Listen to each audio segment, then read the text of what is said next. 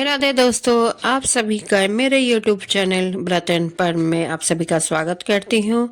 हिंदू धर्म में एकादशी का व्रत बहुत ही महत्वपूर्ण स्थान रखता है।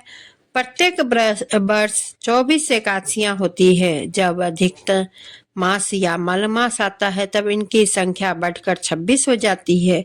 जया एकादशी के विषय में जो कथा प्रचलित है उसके अनुसार धर्मराज युधिष्ठिर भगवान श्री कृष्ण से निवेदन करते हैं कि माघ मास के शुक्ल पक्ष की एकादशी को किनकी पूजा करनी चाहिए तथा इस एकादशी का क्या महात्म्य है।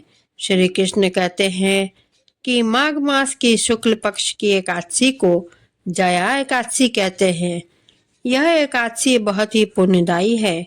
इस एकादशी का व्रत करने से व्यक्ति नीच योनि जैसे भूत प्रेत पिशाच की योनि से मुक्त हो जाता है।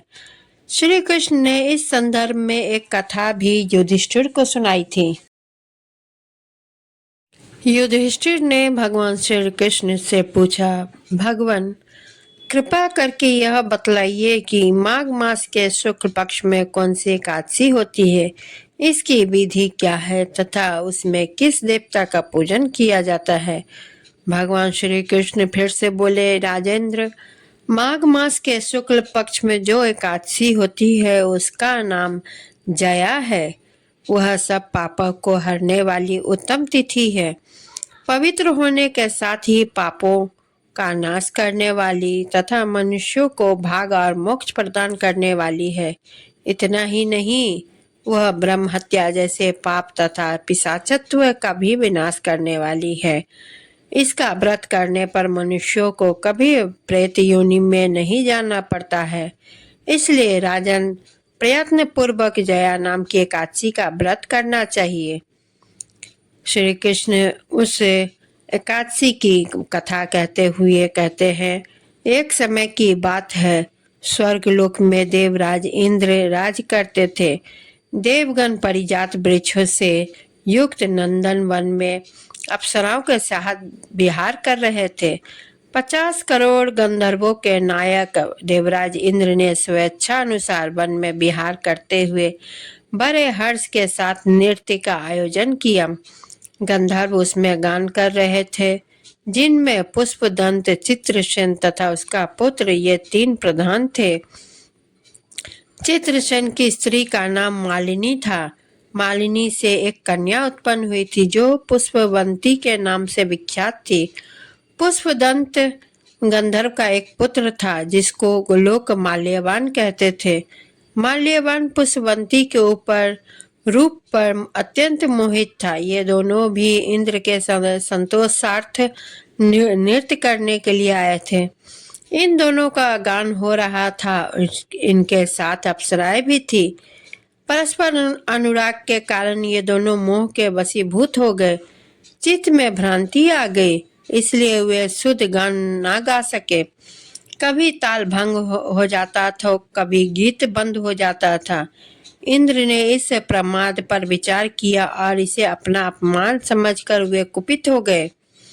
अतः इन दोनों को श्राप देते हुए बोले, ओ मूर्खो, तुम दोनों को धिक्कार है। तुम लोग पतित और मेरी आज्ञा भंग करने वाले हो।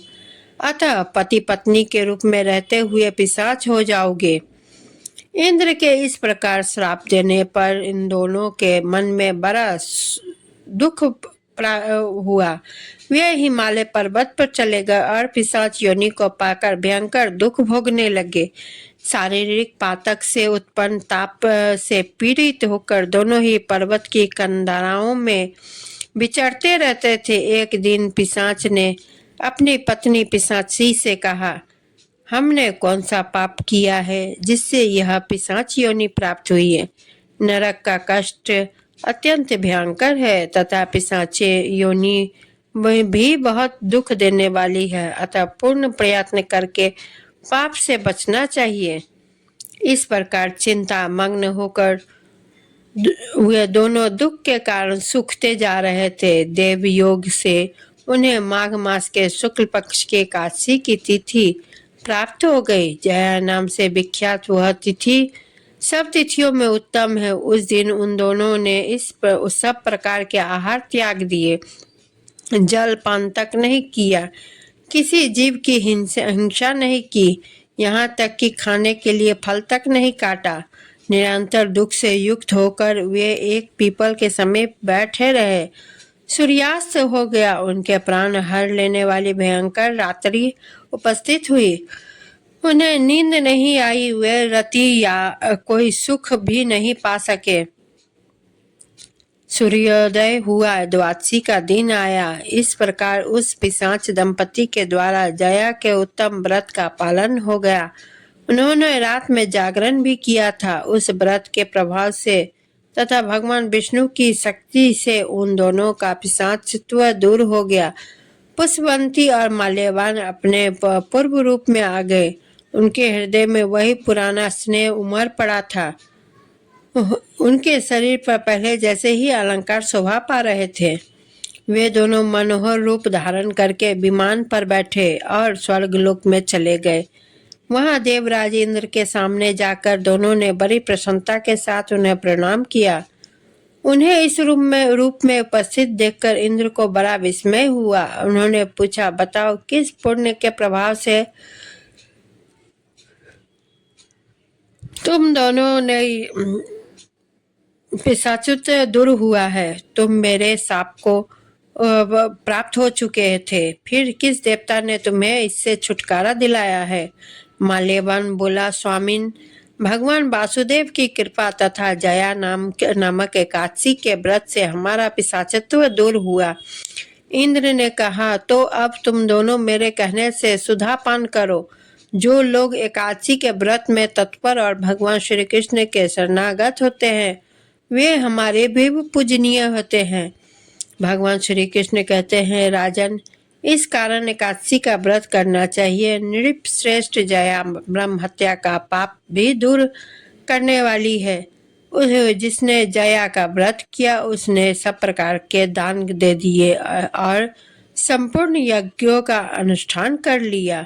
इस महत्व को पढ़ने और सुनने से अग्निष्टोम यज्ञ का फल मिलता है।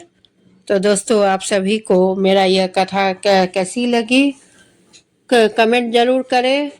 वीडियो को लाइक शेयर करें, चैनल को सब्सक्राइब करें और बेल आइकन को क्लिक करना बिल्कुल ना भूलें, क्योंकि कोई भी न्यू वीडियो की नोटिफिकेशन आप लोगों तक बेल आइकन ही पहुंचाता है।